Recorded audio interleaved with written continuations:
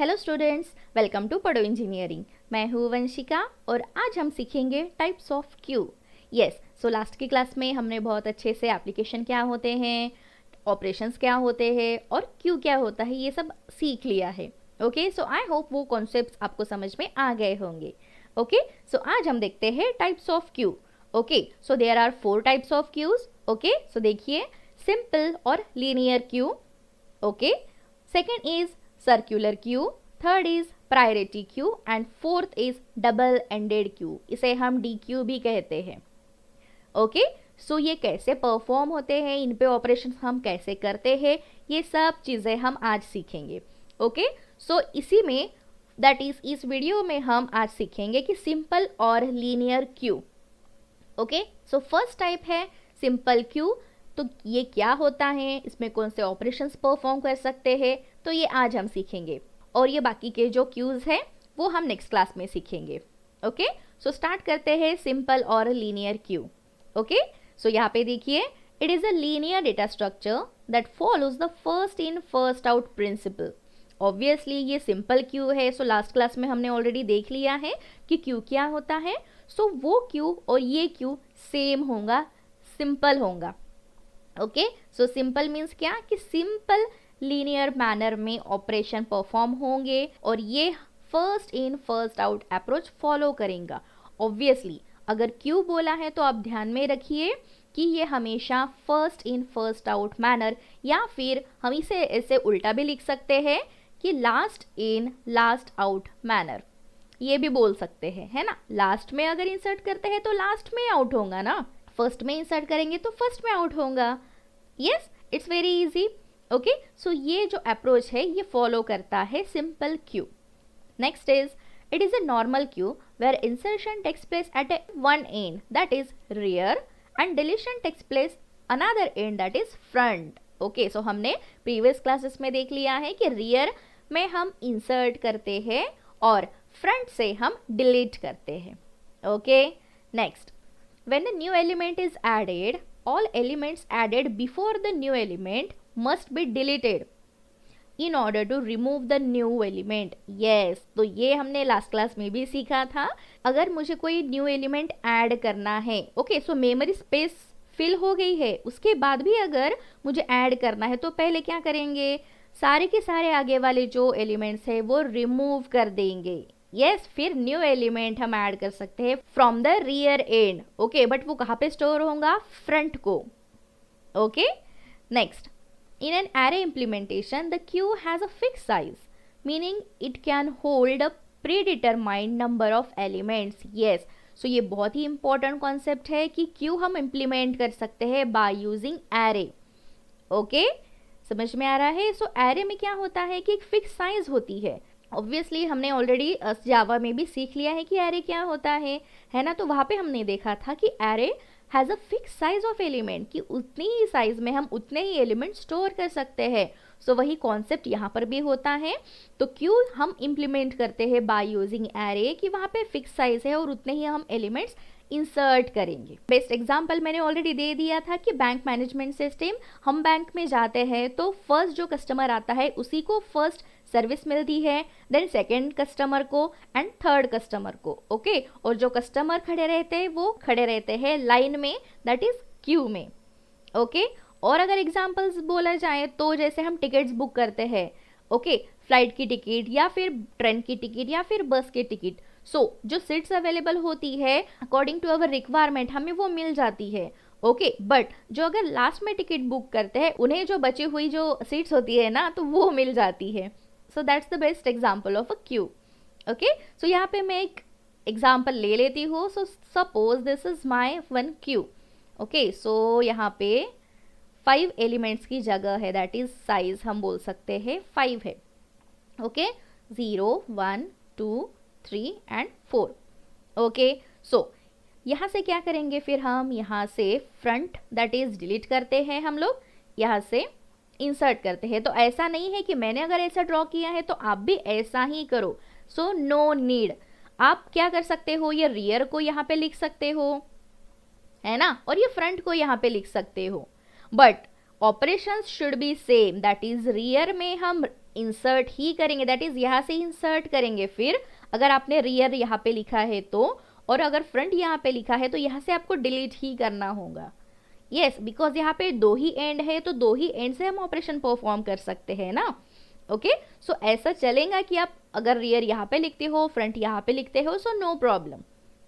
Okay, सो फिलहाल तो मैं ये इरेज कर दे रही हूँ कि मुझे सिंपली फ्रंट और रियर जहाँ पे है मैं वहीं पे लिख रही हूँ। ओके, तो ये मैं इरेज कर देती हूँ। ठीक है, अब यहाँ पे एग्जाम्पल लेते हैं कि जैसे मुझे 205 यहाँ पे इंसर्ट करना है। सो मैंने यहाँ पे इंसर्ट कर दिया है, दैट इज रियर एंड से ही इंसर्ट कर दिया है, और वो कहाँ पे जाके प्लेस होगा, 0th इंडेक्स पे, दैट इज फ्रंट पे ही। कौन सा ऑपरेशन हमने परफॉर्म किया था यहाँ पे, NQ ऑपरेशन। ओके, सो NQ ऑपरेशन से इंसर्ट होते हैं element.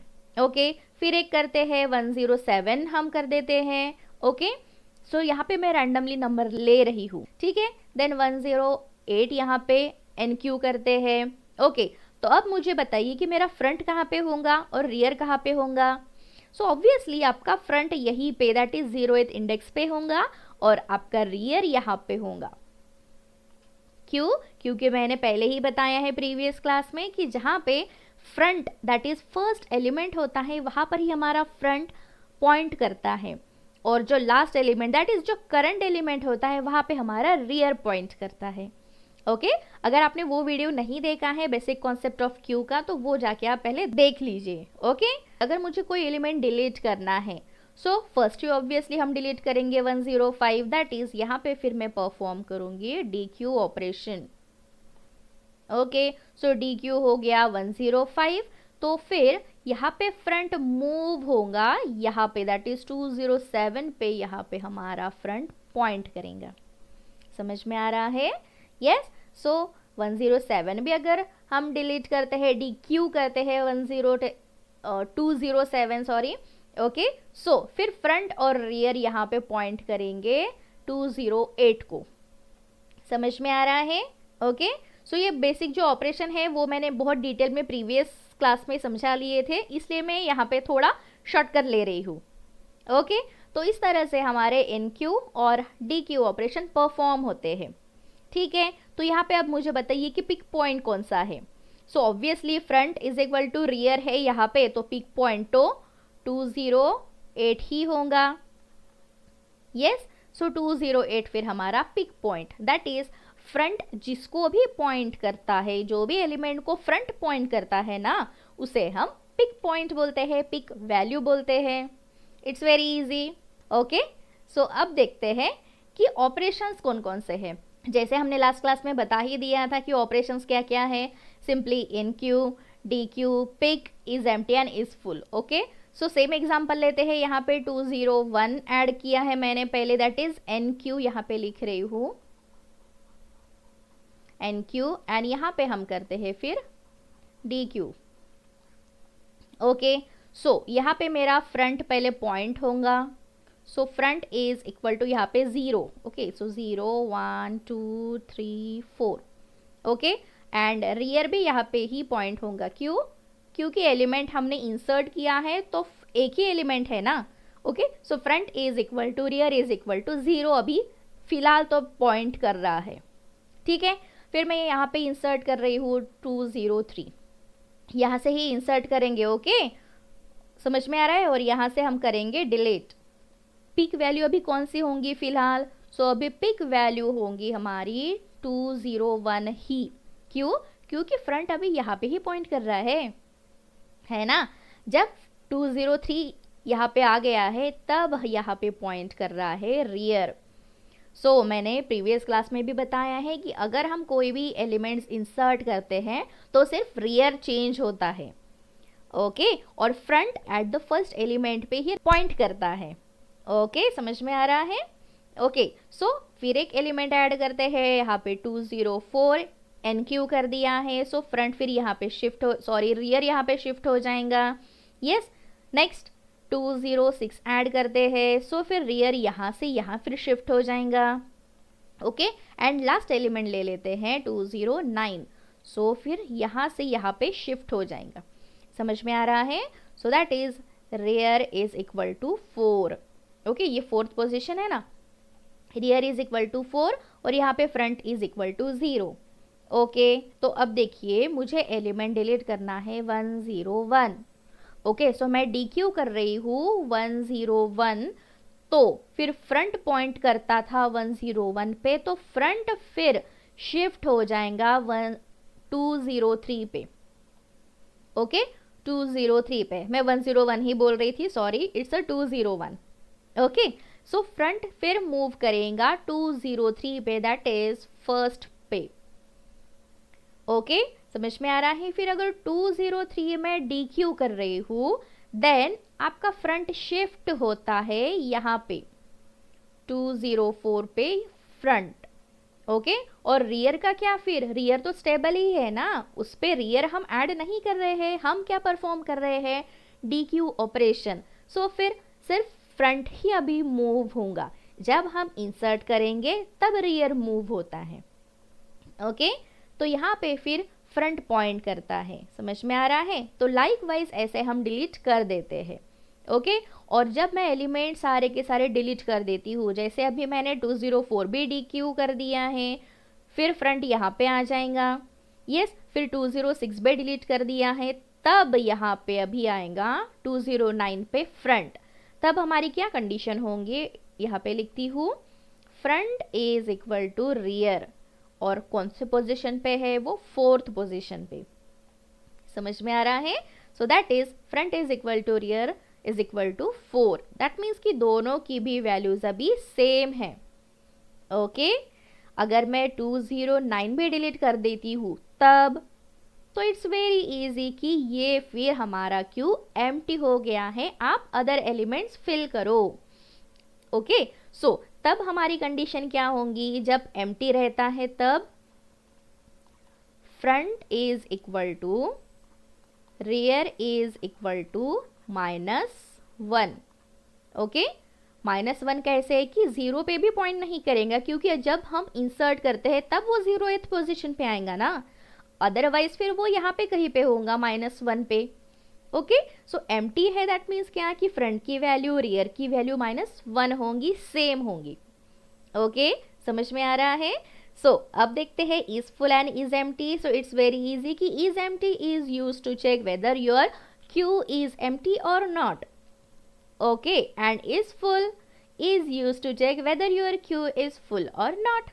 It's very easy, empty है या नहीं वो चेक करने के लिए is empty यूज करेंगे, full है या नहीं वो चेक करने के लिए is full यूज करेंगे।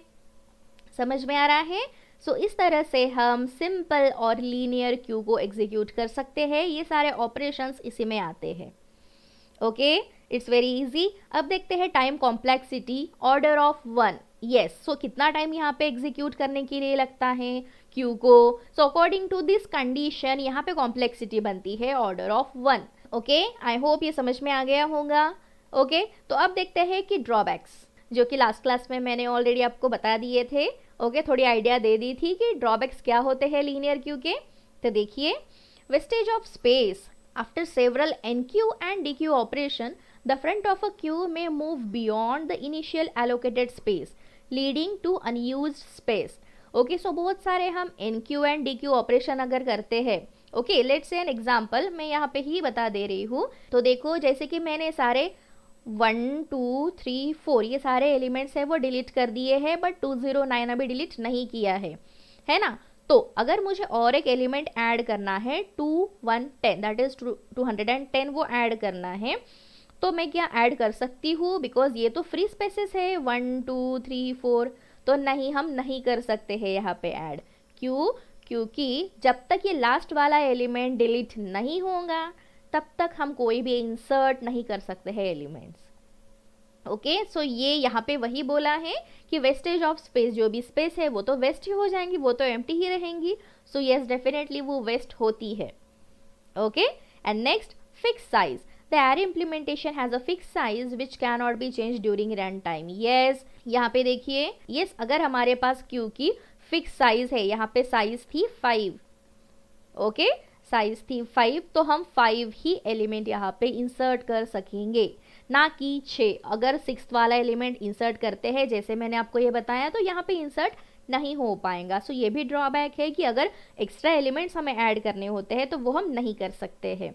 ओके, समझ में आ रहा है? ओके, सो फिर इसको हम कैसे ओवरकम करेंगे, इसके सॉल्यूशंस क्या है? सो सिंपली हम यूज करते हैं circular queue and dynamic Q. Okay, तो मैम अभी सर्कुलर क्यू क्या होता है, डायनामिक क्यूज क्या होते हैं? सो डोंट वरी, ये सब हम आगे आने वाले वीडियोस में देखेंगे। ओके, सो थोड़ी सी आइडिया दे देती हूँ मैं कि सर्कुलर क्यू क्या होगा। कि circular as a name indicate, वो सर्कुलर पैटर्न में होगा।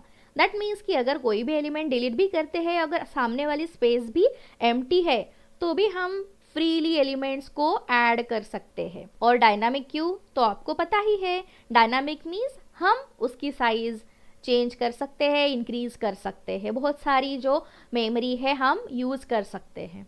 ओके, सो आई होप आपको ये क्यू क्या होता है, इसके ड्रॉबैक्स क्या है और सॉल्यूशंस क्या है, ये समझ में आ गया होंगे।